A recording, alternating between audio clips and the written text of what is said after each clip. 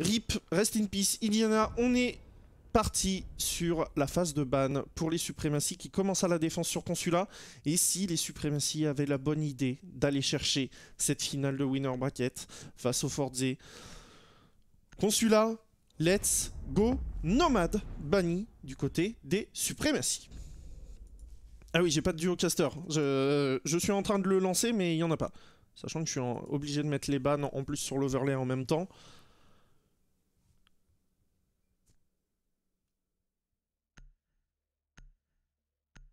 On va entendre un vieux knock-knock de chez Frenchy. Non, c'est pas un knock-knock, vous allez entendre... C'est la sonnette de chez moi. Désolé pour vos oreilles. Le Capitao banni du côté des Russes. Intéressant, intéressant ce ban Capitao qu'on n'avait pas au match précédent sur Clubhouse. Echo qui a posé quelques problèmes côté BDS juste avant. Et les suprématies qui vont terminer cette phase de ban. Et le dernier ban, ce sera la Valkyrie. Valkyrie qui peut prendre de précieuses informations sur l'extérieur, sur une map comme Consulat. Let's go! Finale de ce premier qualifier, winner bracket, bien sûr.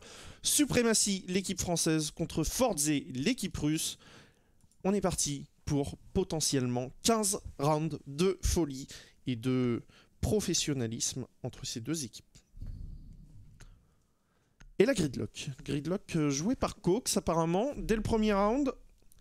Alors qu'on va partir sur une cafétéria garage sans bandit, sans Kaïd, pas de six pick pour l'instant côté suprématie. BDS est casté. BDS ne rejouera pas avant demain minimum 20h je pense. Ça va Smaïn? J'espère que tu vas bien. Juste avant que le match se lance, c'est parti! Et salut Shinka, mais il n'y a que le gratin, de Rainbow Six ce soir sur le stream. Allez, n'hésitez pas à envoyer vos hashtags SIUnit pour supporter les suprématies ou alors les Force GG pour supporter les Russes. On pourrait peut-être avoir des supporters russes dans le chat. N'hésitez pas en tout cas à envoyer tout ce que vous avez. La première défense, cafétéria garage, pas de bandit, pas de Kaïd pour ce potentiel deny d'ouverture et surtout... On a seulement Kama avec un Breacher, ce qui pourrait devenir intéressant côté suprématie, puisque ça veut dire qu'on va devoir faire un choix sur les trappes à ouvrir directement. Celle du Camembert, celle directement au-dessus du BPB. Eh bien, réponse dans les 3 minutes qui arrivent. Je vais peut-être monter un tout petit peu le son du jeu, il me semble un petit peu faible. On va le mettre environ à 60%. Et l'insertion de la part des Forze qui va commencer par l'administration. Rask qui va avec son buck commencer à envoyer les shots. 2 minutes 30 et le top n'est pas free puisque Juice et Kha'Zix avec Jaeger et Lésion s'y trouvent et vont essayer de faire perdre le plus de temps possible. Attention, on a déjà un joueur en rappel au niveau du bureau du consul qui va tenir la ligne. Et justement, c'est Shockwave avec sa Zofia alors qu'on a envoyé une impact grenade peut-être à l'extérieur de cet escalier jaune. Et Shockwave qui va devoir vérifier si jamais il a un joueur qui pourrait l'agresser depuis cet endroit. 2 minutes, on n'a pas encore pris le contrôle du top côté Forze et on met la pression sur Juice. Et on arrive maintenant au niveau de la salle de réunion, j'ai l'impression. Alors qu'on vient de droner Juice. Et il va dropper à la trappe Alive qui vient de tomber sous les balles de Kama. Situation de 5 contre 4 en faveur des Fords. Et la tête de Kama sur Juice, le doublé de la part du Termite qui attend son heure pour ouvrir ce garage forcément. Ça va être intéressant de voir comment on va déloger maintenant les 3 joueurs restants. Void, Poséidon et Kha'Zix qui se retrouvent tout seuls. Avec 1 minute 30 au chrono, ça va devenir très compliqué. Et Kha'Zix, il a un joueur à sa droite alors qu'il vient d'être droné. Il va prendre des petits travers et malheureusement ça passera pas pour les Russes. Et on est récupéré à la trappe par Shockwave. 5 contre 2 maintenant. Les suprématies un petit peu naïfs dans leur roaming avec 1 minute 10 restante. Shockwave qui a 50 HP de son côté, Rask à 80 environ et on va pouvoir commencer à ouvrir aussi de l'autre côté pour mettre une potentielle agression en pince. Et voilà qu'on ouvre le BP, le C4 à l'aveugle peut-être pour Void qui attend des pas qui viendraient au-dessus de lui. On est en train de poser la charge exothermique sur l'extérieur alors qu'on a ouvert depuis le piano pour Deny. ce jammer de mute. Et là, c'est juste au-dessus de lui. Le C4 qui va partir, qui ne connectera pas. Malheureusement, du côté de Void, Poséidon est potentiellement mis sous pression aussi de son côté. On a ouvert tous les trous sur la verticalité. Et Void prend une position très agressive. Il est sanctionné par Pacha et on pourrait partir. On part sur un perfect de la part des Forze sur le premier round d'attaque. C'est logique et c'est un petit peu naïf sur le roaming côté Supremacy. La sanction des Forze ne s'est pas fait attendre. Les deux teams Youngtis ont été sortis, il me semble, Corbac Plume. E-World in Progress, pas casté. Il me semble pas non plus. Si jamais c'est casté, vous faites un point d'exclamation bracket, vous allez sur le lower bracket ensuite et vous cherchez le match des E-World in Progress. Si jamais il y a un commentaire sur ce match, eh bien tout simplement, vous avez les informations dans les commentaires juste en dessous.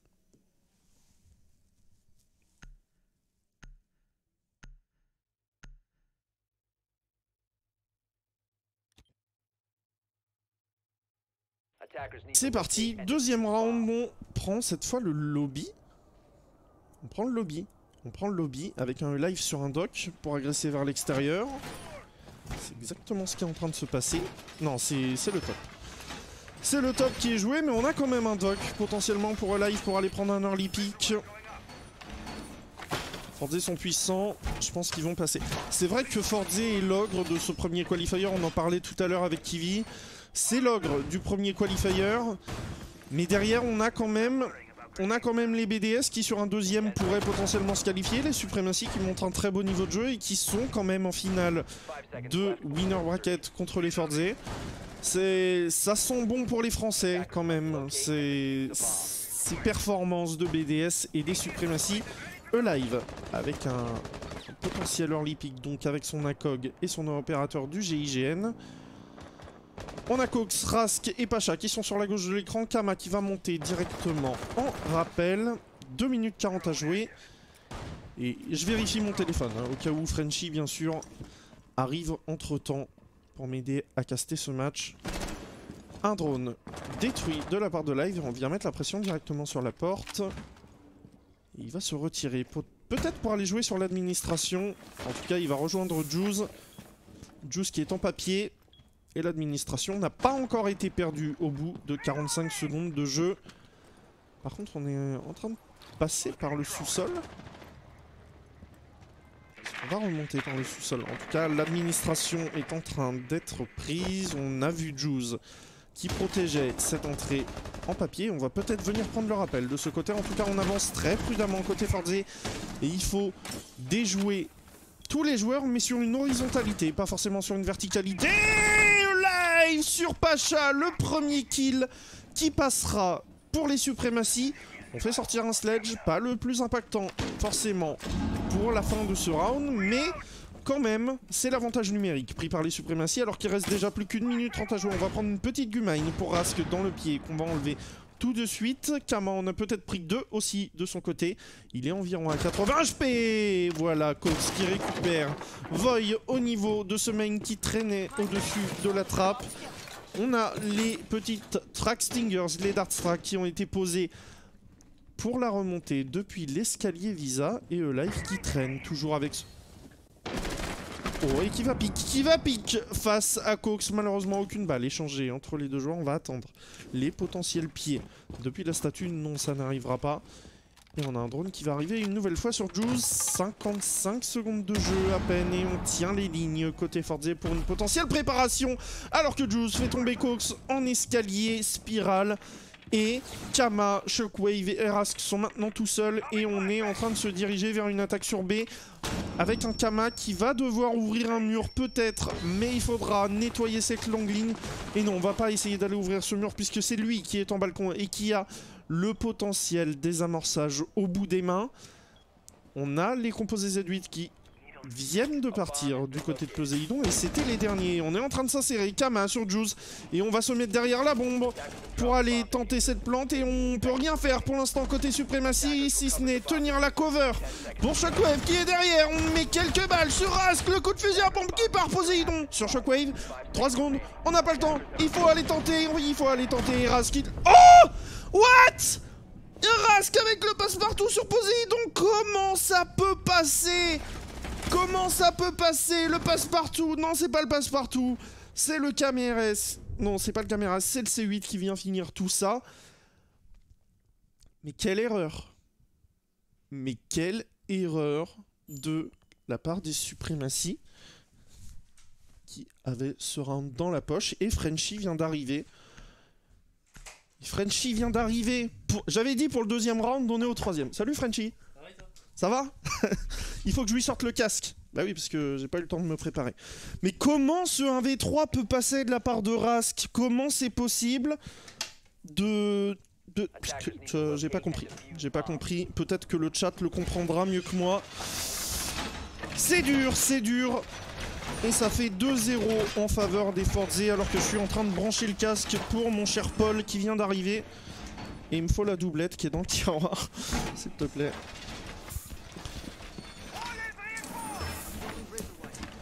Alors je vais perdre le son pendant quelques secondes.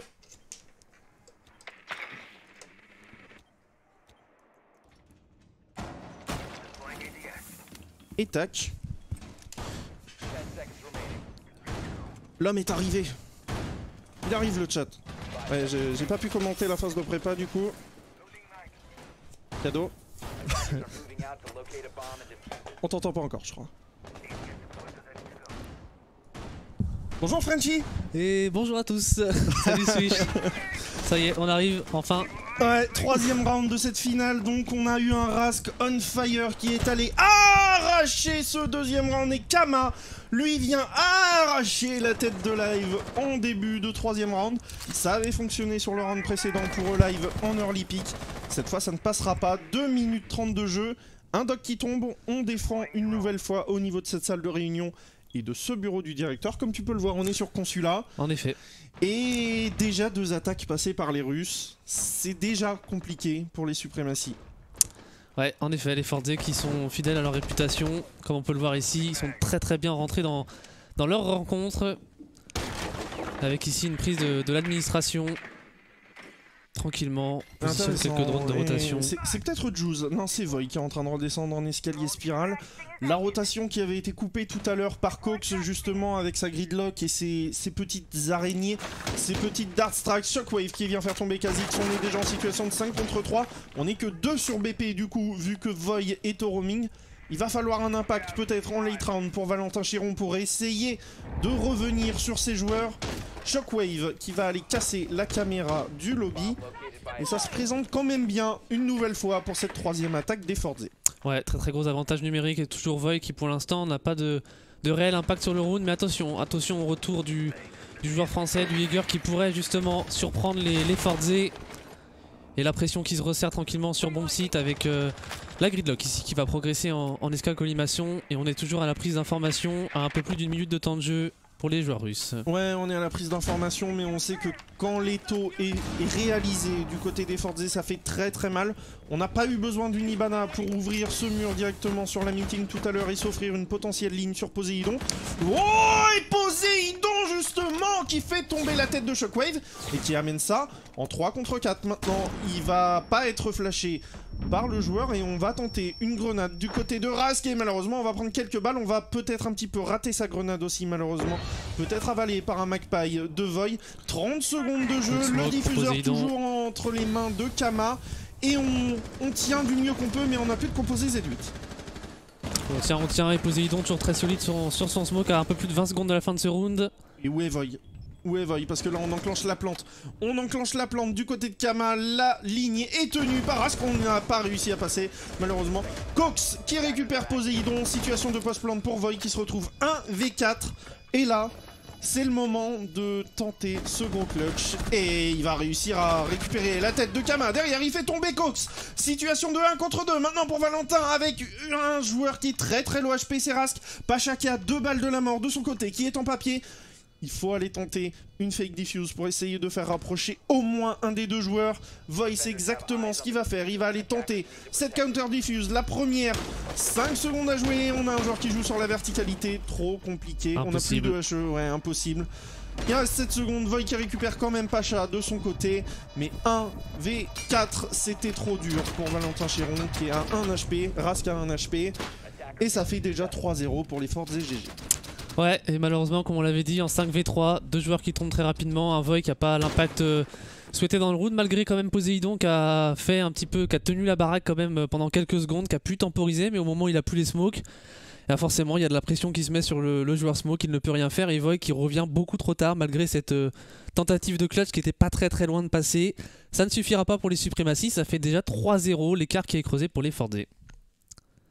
Écart creusé et clean feed offert par Despo. On n'a donc pas de tableau des scores. On l'a une fois par match avec Despo. Et restez tranquille dans le chat. On est au début du match. On sait que les suprématies peuvent mettre un petit moment à rentrer dans leur match. Et si jamais on a un E-Live qui vient à faire un round monstrueux, ça peut enclencher le bon moral pour les suprématies. En tout cas, on a perdu ces 3 premières défenses. On va retourner en CEO une 3e fois de suite. Qu'est-ce qu'on peut faire? Qu'est-ce qu'on peut faire? C'est compliqué là pour l'instant pour les joueurs français. On a sorti un Mozi peut-être pour limiter un peu plus la prise d'information des Russes. Est-ce qu'on va jouer peut-être cette administration un peu plus agressive? Il va falloir prendre les premiers kills en tout cas pour les joueurs français, parce que sinon ça va être bis repetita. On va reprendre l'avantage numérique côté russe et on va resserrer la pression autour du bomb site. Donc aux joueurs français d'être solides sur leur premier duel. Et on va voir justement un E-Live qui chasse quelques drones, et on va voir justement le facteur X des suprématies. Est-ce qu'il va pouvoir mettre la pression suffisante sur les joueurs russes pour les faire tomber dès le début du round? Ouais, on a un E-Live qui fait du E-Live, qui fait du Lone Wolf, qui tente des choses. Pour l'instant, c'est passé sur un round et malheureusement c'est le round qu'on a perdu en mode what the fuck sur la fin de ce round. On prend la position qu'avait Void tout à l'heure. Si on se fait droner, ça va être compliqué pour E-Live de survivre. Il a quand même le fusil à pompe qui pourra lui permettre tout simplement de faire la rotation par en dessous. Mais attention à ce qu'il soit pas attendu non plus par en dessous. Et on a le tableau des scores en plein milieu du round. Le tableau des scores. En effet. Et ouais, E-Live qui, comme on le dit, va être un des facteurs importants de ce round. Et toujours la prise de contrôle de l'administration pour les joueurs russes. Avec Cox qui va aller par en dessous, une nouvelle fois couper les rotations des roamers en mettant tout le stuff.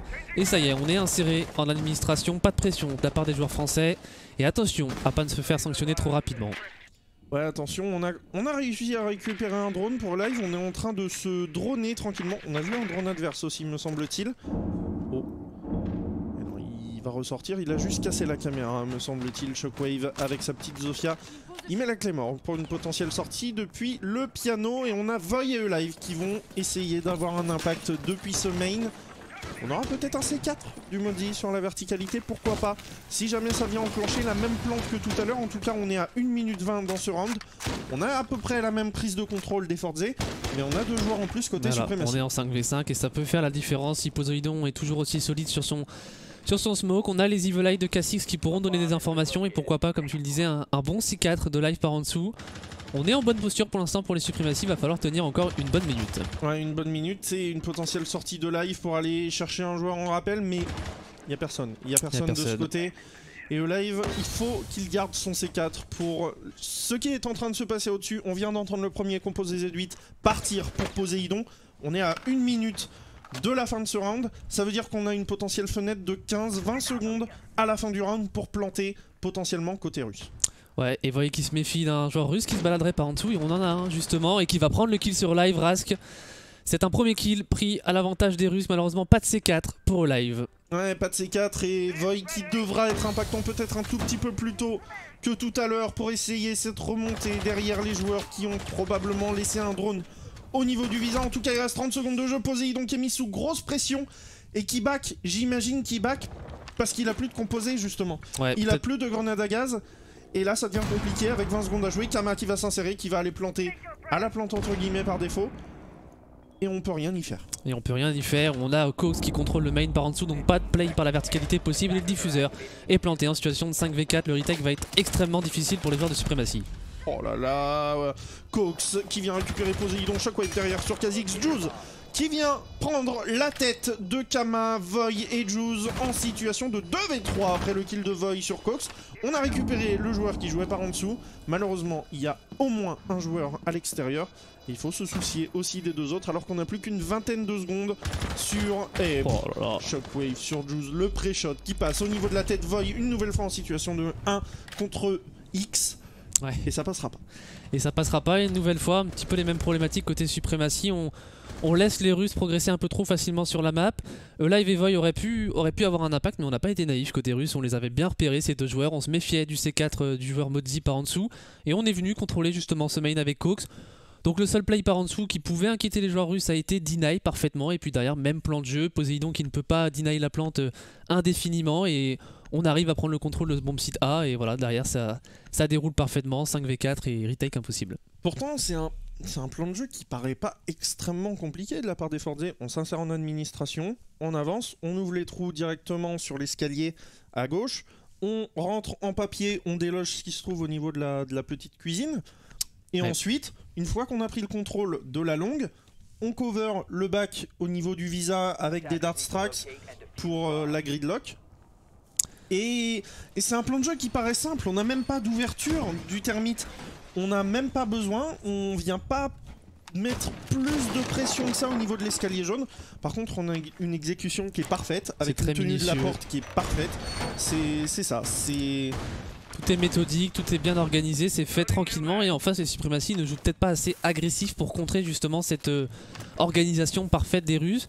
Et du coup, côté suprématie, on a décidé de changer de bomb site et on va aller au sous-sol, peut-être que ça passera un peu mieux pour les joueurs français. Ouais, premier BP qui avait été joué de la map, tu n'étais pas encore là. On a joué depuis 3 fois sur le bureau du consul. Il va falloir être solide, parce qu'on avait une situation de 2 contre 5, me semble-t-il, pour Void et Poséidon qui avait été laissé seul par Juice, Kha'Zix et Alive. Il faut enclencher la machine pour les suprématies si on veut espérer quelque chose dans cette finale de Winner Bracket. On rappelle que le gagnant sera qualifié pour la grande finale qui aura lieu probablement à la fin du week-end, voire même en début de semaine, au point où on en est parti sur le loser bracket. Je dirais quand même dimanche soir. Je pense pas me tromper, mais on est sur un best of 3, donc ça peut durer 3 heures. Ouais, pas sûr que si on est encore des matchs qui se jouent à 22-23 heures dimanche, on parte sur la grande finale derrière. On verra en tout cas. Pour l'instant, c'est un 4-0 infligé par les Forza en attaque et pour l'instant, c'est clair, net et précis. Ouais, et on a un petit peu de roaming avec Alive qui se balade ou Kha'Zix peut-être qui se balade au top tranquillement. Et côté russe, même plan de jeu, alors que Alive va prendre un kill sur Pacha, un très bon kill, ici pris par le joueur français. Un joueur en soda là qu'on a vu juste au top aussi, on a Juice qui se balade au-dessus et qui peut semer le trouble. Clairement, il me semble qu'il n'a pas été droné au niveau de cette machine à soda et... il va retourner sur... Et dans leur dos. Ça joue au jeu du chat et de la souris, là, clairement. Et il va tomber sur Cox, potentiellement, pour aller le sanctionner. Voilà, c'est exactement ce qui se passe. Juice sur Cox. On vient de faire tomber la gridlock. On a fait tomber 2 joueurs des Forza. Alive, le C4 sur Shockwave, qui amène ça en 5 contre 2. Et là, il faut pas de choke. Il faut pas de choke parce que tout à l'heure, ils ont perdu un 1v3 face à Rask. Kha'Zix qui mettra quelques petites balles à Rask. Voilà. Rask qui est tombé en escalier spirale, c'est entré à côté de lui en fenêtre visa, il a eu l'information sonore. Kha'Zix qui va tenter et Kha'Zix qui va pas réussir, c'est Juice qui remportera le duel avec Kama. Il n'y a pas eu de duel puisqu'il était concentré sur ses guichets et ça fait 4-1.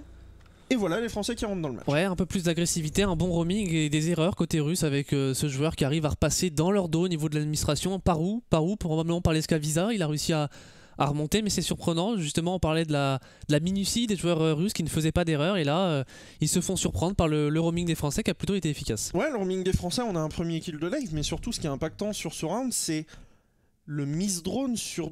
C'était Kha'Zix ou Juice Juice qui remonte. Juice, il est pas remonté, il était caché au coin de la machine à soda. D'accord. Il était caché au coin de la machine à soda. On a droné le premier coin de la machine à soda. Par contre, derrière, on a retourné le drone pour regarder la longue, le bureau d'accueil en haut, et on n'a pas vu ce joueur. Et on l'a pas vu. Et ça a joué au jeu du chat et des souris, parce qu'il y avait 2 joueurs. Il y avait le bug et la gridlock. C'est la gridlock qui se fait sanctionner. Et là, le bug, il est tout paniqué. Il est où? Il est où? Et on sait que ce genre de miss droning, qu'est-ce que ça enclenche chez une équipe? Ça enclenche de la communication brouillonne. Ouais, peut-être un peu d'énervement du côté des Russes. Un peu d'énervement peut-être, et ça peut partir de là. Et ça peut partir de là pour les suprématies qui vont défendre le main, le lobby, avec un setup castle ici proposé par Alive et ses coéquipiers. Toujours Poséidon sur son smoke pour tampon. On va probablement avoir une défense au niveau du top. pour jouer sur la verticalité. Et côté russe, on va sans doute, j'imagine, toujours prendre le côté d'administration. Ouais, on va voir ce qui va être fait en tout cas. Voy cette fois est passé sur la cog. Kha'Zix bien sûr aussi avec le Maestro. Maestro dont on aura probablement posé les Evil Eye directement sur le BPB, celui qui donne sur le main. Et Shockwave qui prend une ligne très très longue et on sait déjà ce qu'il fait. Et regarde au-dessus si jamais il y a de potentielles sorties, j'imagine. Ouais. Et voilà, l'insertion administration, mais on a du monde en administration. Je pense qu'il a été vu. Est-ce que Juice va nous refaire le coup ou est-ce qu'il va se faire sanctionner? Il n'a pas été vu. Il a pas été vu. Il a clairement pas été vu, Juice, et du coup ça met un doute dans la tête des Forze, mais on fait l'erreur côté Juice. Pourquoi on tente de se retirer alors qu'on sait qu'il y a un joueur en rappel sur sa gauche? L'autre, certes, est rentré, mais là, on aurait pu faire beaucoup mieux du côté de Juice et Alive qui est au sol en escalier spirale et qui va pouvoir être relevé. Non, il ne sera pas relevé. Ouais, la bonne Pokéball de Pacha sur Alive. 5 contre 3 et seulement 1 minute de jeu. Ouais, seulement 1 minute de jeu et Poséidon qui va être mis sous pression. Le rappel inversé, attention. Shockwave donc qui va finalement remonter sur le toit, mais Poséidon là qui va être mis dans une situation très compliquée. Côté russe, on va tranquillement progresser sur ce top alors que Kama se rapproche du main pour une potentielle plante. Et voilà, Shockwave qui enchaîne sur Voy. On est en situation de 5v2. Là, ça va devenir très difficile maintenant pour les joueurs français qui décident peut-être de lâcher le top. Non, Poséidon va y rester encore un petit peu. Oh. Ah. Petit raté. Ouais, petit raté et on va envoyer des punchs. 6 chacun, j'imagine, pour faire tomber cette barricade. Kha'Zix dans le même temps qui récupère Kama. Et les suprématies n'ont pas dit leur dernier mot. Non, pas dit leur dernier mot. Il reste 1 minute et on va pouvoir commencer à lancer les exécutions. Poséidon qui ramène la situation en 3v2 avec ce bon kill sur Cox. Ouais, et du coup il a semé le doute sur la verticalité dont on n'a pas encore le contrôle. On a toujours Shockwave en rappel, mais Rask bienveillant au niveau de cet escalier spirale qui laisse donc Kha'Zix maintenant tout seul en 1 contre 3. Et si Kha'Zix nous faisait une petite Rask, c'est-à-dire un petit 1v3, les 3 kills au bout, en tout cas il reste 30 secondes à jouer et on est en train de planter le désamorceur. Du côté de Shockwave, on avait peut-être l'information des pieds pour Pacha derrière cette barricade de Castle. Et Kha'Zix sur Shockwave qui va prendre le premier kill. Il va s'occuper de ce drone, il va s'occuper bien sûr de ce drone. On a un joueur sur la verticalité, il le sait puisque ça vient d'ouvrir au-dessus de lui. Et tant qu'on viendra pas désamorcer, normalement on ne se montrera pas. Ouais, là ça va être une mission impossible pour Kha'Zix avec un joueur au-dessus, un joueur qui attend la diffuse aussi. Et on fake. Et le duel un peu compliqué ici de Rask qui va finalement prendre le finish sur Kha'Zix. Voilà les Russes qui enchaînent, ça fait un score de 5-1. L'addition commence à être lourde. Ouais, l'addition un petit peu salée effectivement et on est déjà à l'aube du deuxième side. On va passer en défense. C'est ça qu'il faut se dire, ils passent en défense les Forze. Je dirais pas que ça sent le roussi maintenant pour les suprématies. Mais ça sent clairement pas très bon les Forze qui vont essayer d'aller chercher cette grande finale qui aura probablement lieu dimanche. Et ça passera par une première défense en bureau du consul et salle de réunion. On a eu un message dans le chat sur lequel je veux revenir. Forze online, voilà, c'est solide, etc. Mais en LAN, ça fait rien. On rappellera quand même qu'ils ont battu Empire 2-0 en Russian Major League, en finale de Winner Bracket. Et derrière, ils ont perdu 2-1. Ouais, ils ont mis une map. Ils ont mis une map sur la grande finale, qui était la première map d'ailleurs. Donc, n'enterrez pas trop vite les Forze pour le Major, ça peut être très solide. De leur côté, je pense qu'on pourrait avoir de belles surprises. Voilà pour les informations qu'on peut vous donner sur les Forze en LAN. 5-1, mon cher Frenchy, et on part au top pour aller chercher 5 balles de match côté russe. Ouais, 5 balles de match potentiellement pour les Russes à aller chercher. On ressort là aussi toujours Modzi une nouvelle fois qu'on voit énormément cet opérateur. Et côté français, on va voir comment on se débrouille pour essayer d'aller mettre une première attaque. Ce n'est pas terminé, mais ça va être une mission très compliquée à réaliser. Une mission très compliquée, on a sorti un Jackal donc avec son Inox pour aller traquer les pas des potentiels roamers. Le live avec sa hache, est-ce que tu penses qu'il va nous faire une live et genre passer par le... Ah, En tout cas, ça se passera pas très bien pour Kha'Zix ce début de round. Le bon spawn kill, l'agressivité des Russes qui, une nouvelle fois, fait parler la poudre. Voilà. Et... bah ça fait mal, ça fait mal. Ça fait clairement mal, effectivement. La tête de Kha'Zix qui passait par là. On est déjà en situation de 4 contre 5 pour aller défendre, enfin attaquer en fait, mais aller défendre contre 5 potentielles balles de match. Et ça va pas repasser par une prise d'information pour Void, alors que Rask sort au moment où Void met son drone. Rask qui va agresser sur l'extérieur et qui continue. Festival de sa part, il va même pouvoir re-rentrer et être safe. Et même un petit peu plus tard dans le round, peut-être être remis à quasiment 100 points de vie par Pacha.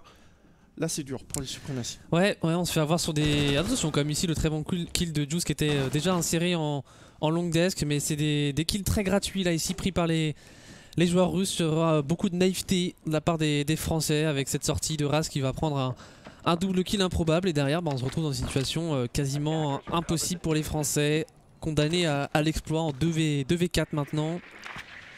On a du temps certes, mais ça paraît compliqué.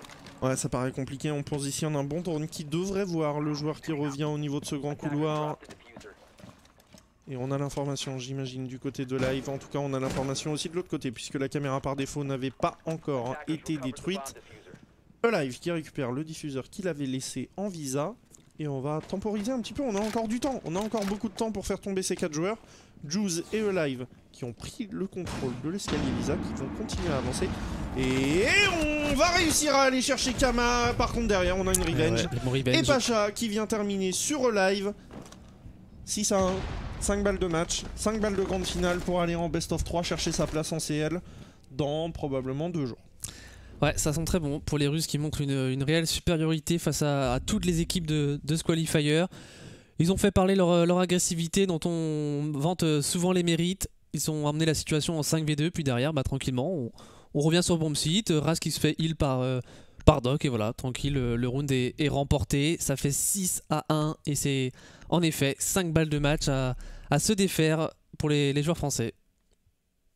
Et le message dans le chat qui dit c'est juste dogmatique et complètement perché de rester campé sur ses positions en affirmant que c'est une mauvaise équipe suite à leur dernière perf. Ni plus ni moins. J'imagine qu'on parle des suprématies, mais les dernières perfs, je trouve, sont encourageantes. Ce qu'on a pu voir en French League, ce qu'on voit sur ces qualifications du Major, ils sont quand même la 2e équipe. Là, ouais, ils sont la 2e équipe. Et ils sont pas éliminés définitivement. Ils sont pas éliminés définitivement, même s'ils perdent ce 7ème round en faveur des Forts et peut-être. Mais ils sont la 2e équipe à être en finale. Alors oui, on avait BDS et les Fortzé du même côté du bracket qui se rencontraient en demi-finale et c'était la finale rêvée entre guillemets. Ils pourront se rencontrer en grande finale, mais les suprématies, faut se dire que même si les BDS sont plus forts, ils restent quand même la 3e meilleure équipe de ces qualifications et ils l'ont prouvé. Malheureusement, prouvé face à des Fortzé, j'ai l'impression qu'en ce moment, il y a peu d'équipes qui sont capables de le faire. On les a vus gagner contre des équipes Pro League, on les a vus gagner contre les Chaos qui sont 6e de Pro League, je crois, contre les Sisu qui sont 8e de Pro League.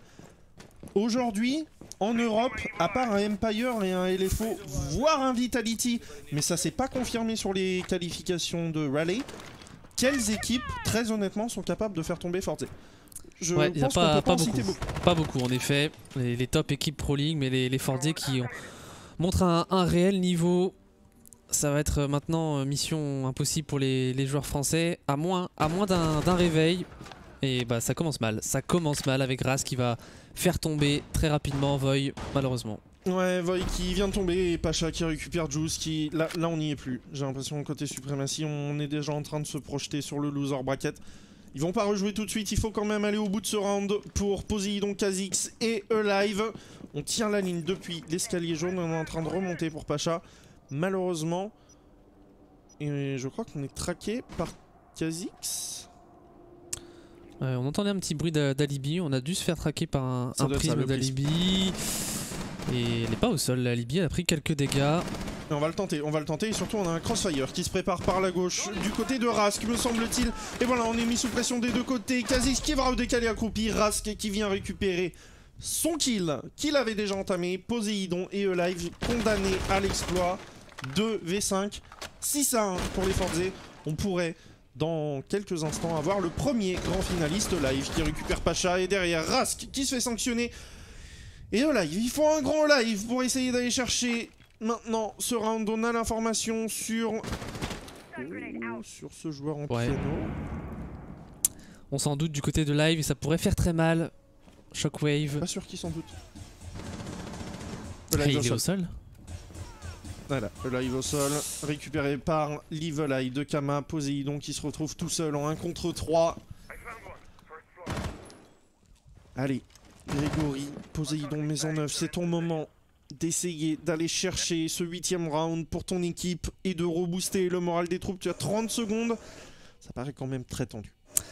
Ouais, probablement qu'on a déjà abandonné du côté des suprématies. Là en 1v3, il reste 30 secondes à moins d'un exploit de Poséidon qui va quand même prendre un premier kill sur Cox et il est sur bomb site, Poséidon, mais il reste seulement 20 secondes. Ah, c'est bien joué ce qu'il fait, il va pas tenter sur le bomb site, il tente directement la rotation, il pourrait surprendre juste à sa gauche et il surprend pas Shockwave. 7-1 pour les Fordzé, ils iront jouer leur place en Challenger League sur la grande finale en best of 3. Ouais, les Fordzé au-dessus, c'était Kiwi qui disait ça tout à l'heure sur le live avant que je ne te rejoigne. Il disait qu'on avait les Fordzé qui avaient probablement déjà un niveau Pro League et c'était les BDS qui avaient probablement un niveau Challenger League.